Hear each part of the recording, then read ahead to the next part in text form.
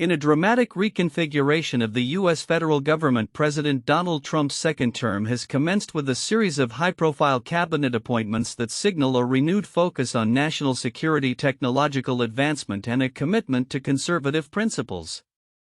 As Senate hearings unfold, the administration is intent on swiftly confirming its nominees to tackle a range of pressing issues from cybersecurity to energy independence.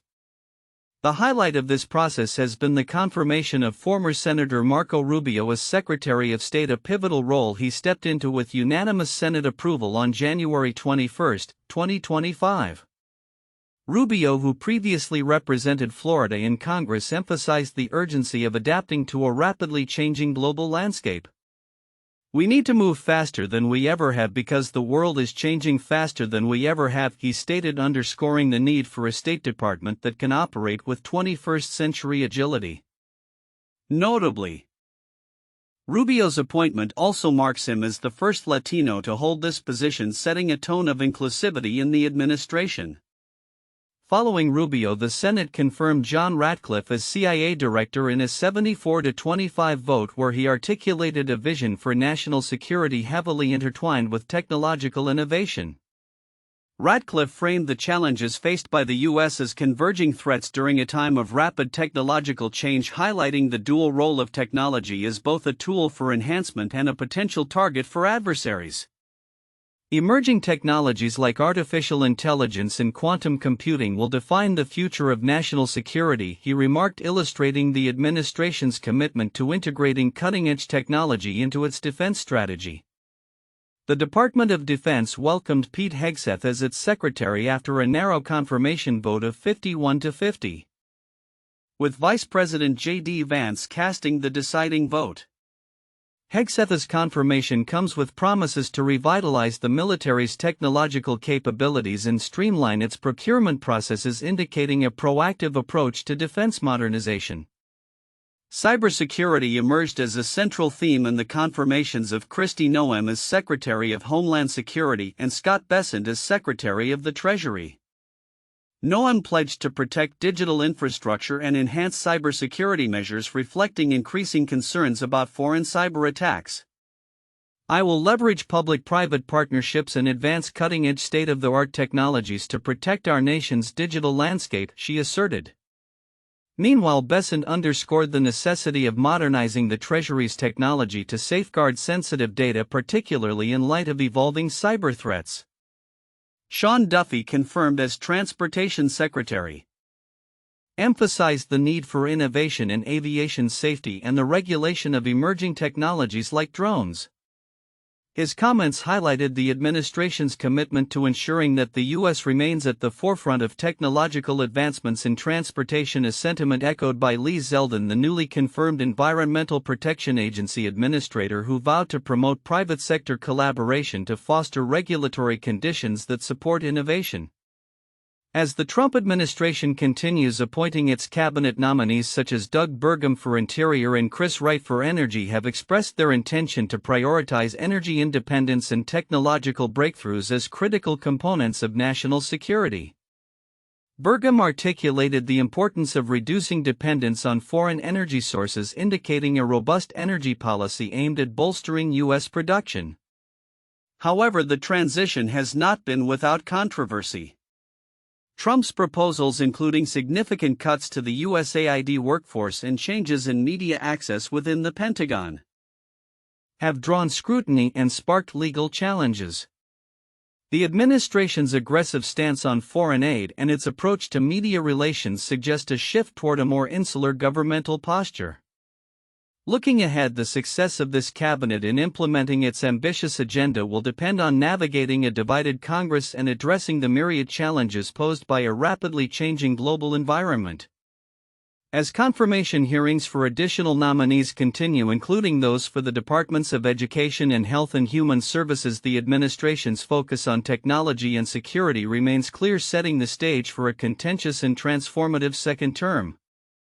The outcomes of these appointments will not only shape the trajectory of Trump's presidency but also influence the broader landscape of U.S. governance and international relations for years to come. In a recent Pentagon town hall meeting, Defense Secretary Pete Hegseth emphasized the Department of Defense's DoD priorities in an evolving global landscape, underscoring the importance of partnerships and military readiness.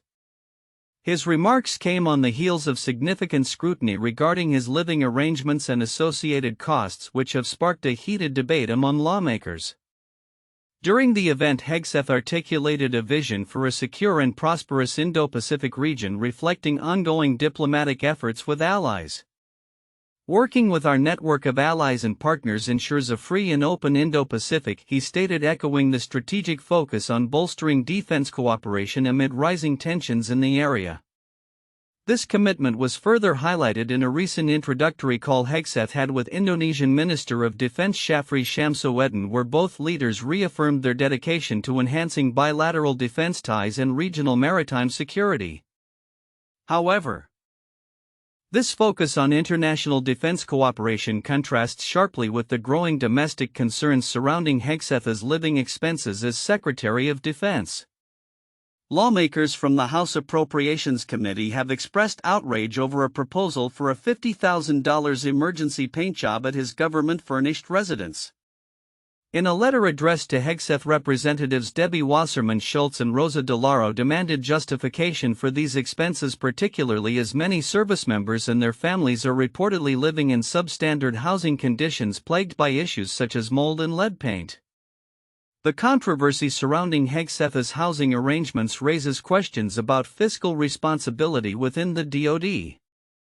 The total projected costs for the upkeep of the property he is set to occupy amount to $137,297, prompting concerns that such spending is inappropriate given the pressing needs of military families.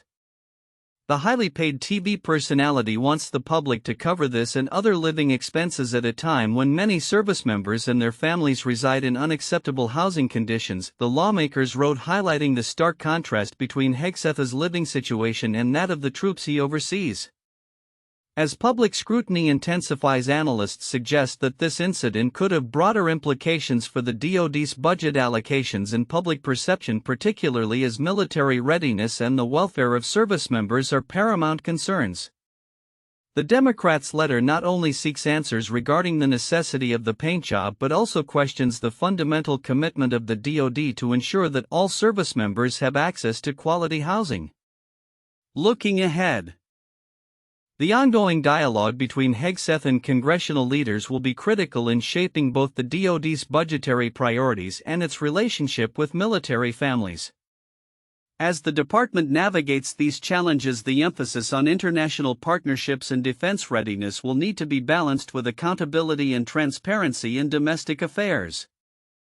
Future developments in this story will likely influence public trust and the overall effectiveness of the DoD as it strives to maintain operational excellence while addressing the pressing needs of its personnel. In a highly charged political atmosphere, the confirmation hearings for Robert F. Kennedy Jr. as Secretary of Health and Human Services have concluded, leaving his future in limbo. Kennedy, nominated by former President Donald Trump, faced fierce questioning from both Democratic and Republican senators during 2 days of hearings on Capitol Hill, where his controversial views, particularly regarding vaccines and public health policy, took center stage. During the Senate Health, Education, Labor and Pensions Committee hearing, Kennedy was confronted by a range of lawmakers about his past statements that have raised eyebrows, particularly his skepticism toward the efficacy of vaccines. Senator Bill Cassidy, a Republican and physician, shared a poignant personal story of a young woman suffering from liver failure due to hepatitis, attributing part of the tragedy to Kennedy's promotion of vaccine skepticism. "It was the worst day of my medical career because I thought $50 of vaccines could have prevented that woman from experiencing liver failure," Cassidy lamented, pressing Kennedy to clarify his stance on the safety of vaccines like hepatitis B, particularly in relation to autism. Kennedy's response was non-committal, stating he would offer reassurances if the data is there, a remark that did not sit well with several senators. The hearings were not only a battleground for Kennedy's views but also a reflection of broader societal concerns regarding misinformation in health discourse. Following his testimony, numerous Democratic lawmakers expressed profound skepticism about his candidacy. Congressman Raul Ruiz, a physician, emphasized the potential dangers Kennedy's views pose, stating his beliefs are a threat to public health and jeopardize the lives of millions of Americans. His sentiments were echoed by other Democratic representatives who highlighted the serious implications of Kennedy's history of promoting misinformation about vaccines. In a parallel development, recent financial disclosures revealed that Kennedy is carrying between $610,000 and $1.2 million in credit card debt. Financial experts have deemed this amount massive, especially given Kennedy's reported net worth of approximately $30 million. Analysts pointed out that with such income, the existence of such high credit balances raises questions. Ted Rossman, a senior industry analyst at Bankrate, remarked, "That's a truly massive amount of credit card debt," while Carolyn McClanahan, a certified financial planner, noted that it was perplexing for someone of Kennedy's financial stature to hold such debt. The combination of Kennedy's controversial views and financial challenges has sparked a fierce debate among senators and constituents alike. The potential for his confirmation hinges on the upcoming votes, which could occur as soon as next week. His fate serves as a barometer for the current political climate, where public health policies and the government's approach to misinformation are under intense scrutiny. As the dust settles from the hearings, the implications of Kennedy's potential confirmation extend beyond individual health policies. They may reshape the broader landscape of public health discourse in America. With the Senate set to deliberate soon, the nation watches closely, aware that the outcome may influence the future direction of health policy and the trustworthiness of public health institutions. In a landscape already fraught with division and misinformation, the confirmation of Robert F. Kennedy Jr. could either exacerbate existing rifts or pave the way for new dialogues around health and wellness in the United States. In a significant shift in law enforcement priorities, the U.S. Department of Justice (DOJ), under newly confirmed Attorney General Pam Bondi, has announced the disbanding of units dedicated to investigating corruption in foreign election interference. This move, which has raised concerns among advocates for transparency and electoral integrity, is part of a broader strategy to refocus the department's resources on combating drug cartels and transnational criminal organizations. In a memo dated February 5, 2025, Bondi articulated her vision for a fundamental change in mindset and approach within the DOJ. She emphasized the urgent need to tackle the rampant drug crisis in the United States, stating, "We must do more than try to mitigate the enormous harms these groups cause in America." The reallocation of resources comes as President Donald Trump has asserted that the Justice Department was weaponized against him during his first term, a sentiment that has influenced Bondi's agenda. Among the units disbanded is the Kleptocracy Asset Recovery Initiative, which aimed to identify and seize assets from corrupt foreign officials, as well as Task Force Kleptocapture, established to address the financial networks of Russian oligarchs following the invasion of Ukraine. Bondi's directive instructs that attorneys previously involved in these initiatives will revert to their former positions, with newly available resources redirected to focus on dismantling drug cartels. This reorientation has sparked alarm among anti-corruption advocates. Gary Kalman, executive director of Transparency International US, expressed concern that the loss of these initiatives would undermine the coordination and intelligence sharing necessary for combating global corruption. Dismantling those programs will likely have a negative effect on our ability to investigate and prosecute cases, Kalman warned. In addition to curtailing anti-corruption efforts, Bondi's administration has also dissolved the Foreign Influence Task Force, which was created to combat foreign interference in U.S. elections. This task force, established in 2017, investigated actions by state actors, particularly from Russia and China, aimed at manipulating public opinion and electoral processes. Bondi justified this decision as a means to reallocate resources to more pressing priorities, declaring that it would also help mitigate risks of prosecutorial bias. Election integrity advocates have voiced their dismay at this development. Susanna Goodman, director of election security for Common Cause, described the disbanding of the task force as a terrible mistake that jeopardizes the security of U.S. elections. The FITF provides critical protection to safeguard our votes and our elections from the intelligence services of hostile foreign governments, Goodman stated, emphasizing the ongoing threat posed by foreign interference, particularly in light of the intelligence community's warnings about escalating foreign influence operations. As the DOJ shifts its focus, there is speculation about how these changes will affect prosecutions related to the Foreign Corrupt Practices Act and related statutes. Some legal analysts suggest that while certain areas of enforcement may decline, there could be an uptick in cases linked directly to drug-related corruption, particularly in regions identified as hubs for transnational crime. The implications of these changes are profound not only for the DOJ but also for the broader landscape of American governance and law enforcement. As Bondi implements these changes, the long-term effects on anti-corruption efforts and election security remain to be seen. With the DOJ's new priorities firmly in place, the coming years will likely reveal the extent to which this reorientation will alter the federal government's approach to crime, corruption, and the integrity of democratic processes. As stakeholders across the political spectrum respond to these developments, the conversation surrounding justice, accountability, and the rule of law will undoubtedly intensify. In a significant shift in leadership at the Consumer Financial Protection Bureau, CFPB, President Donald Trump has appointed Treasury Secretary Scott Bessent as the acting director of the agency. This decision, announced on January 31, 2025, is poised to reshape the regulatory landscape for financial institutions as Bessent aims to align the Bureau's policies with the administration's economic agenda. Bessent, who has a robust background in investment and finance, expressed his commitment to lowering costs for Americans and fostering economic growth. His appointment comes at a time when industry groups are optimistic about a potential easing of regulations that were instituted under former CFPB Director Rohit Chopra. "We anticipate a move towards more industry-friendly regulations," noted a representative from a leading financial institution, highlighting the importance of monitoring shifts in CFPB policies and enforcement priorities under Bessent's leadership.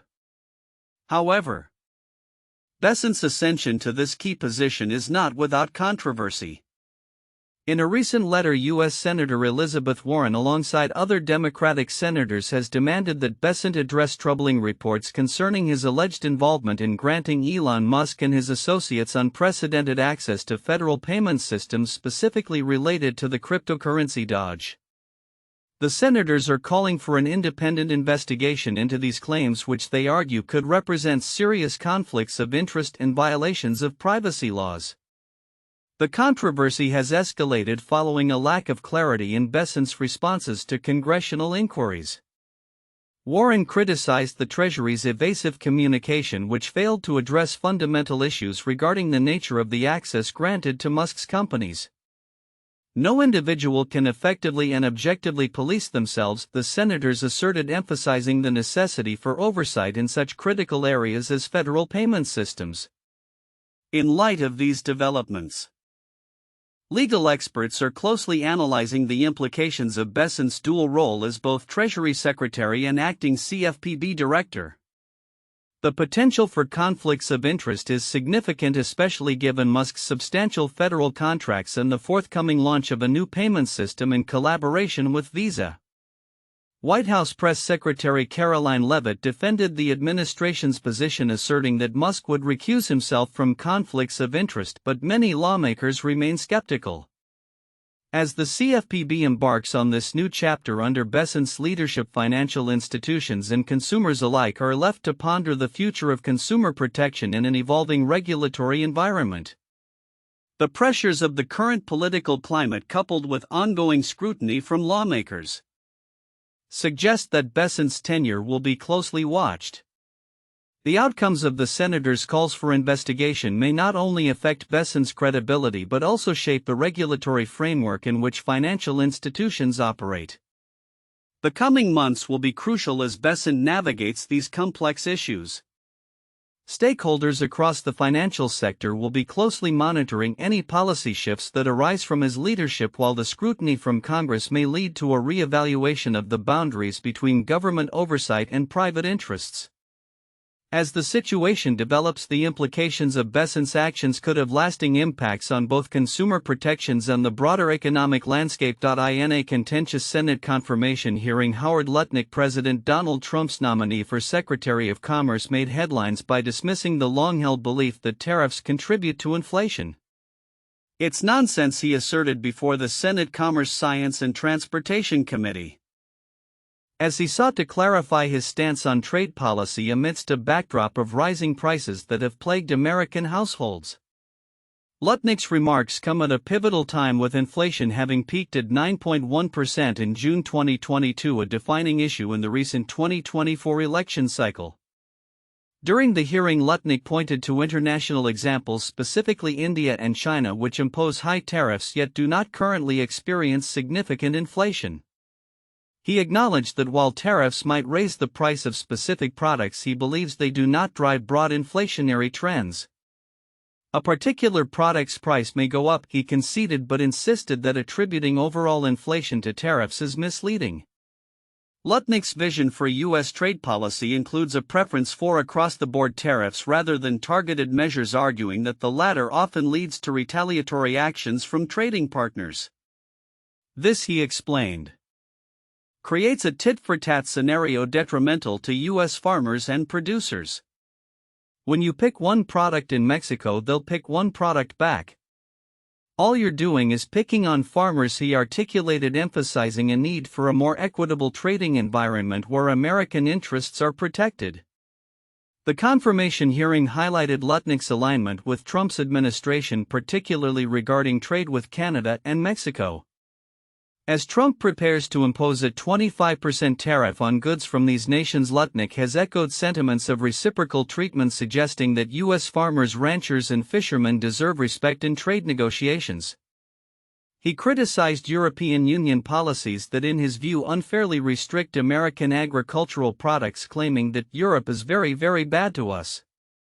The stakes are high for Lutnick as he transitions from the financial sector, where he built a billion-dollar empire during his tenure at Cantor Fitzgerald, to a key government role overseeing trade policy.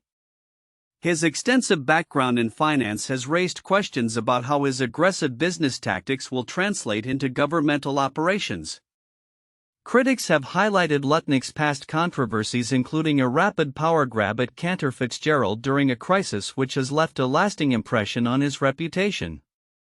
Lutnick's confirmation is not just about tariffs and trade, it also encompasses broader implications for initiatives like the Broadband Equity Access and Deployment BEAD program, with some Republican senators expressing concern over potential disruptions to BEAD. Lutnick's responses during the hearing indicated a cautious approach.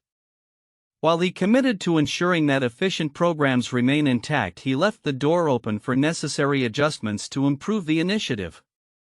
As Lutnick prepares to step into the role of Secretary of Commerce, his views on tariffs and trade will likely shape U.S. economic policy significantly.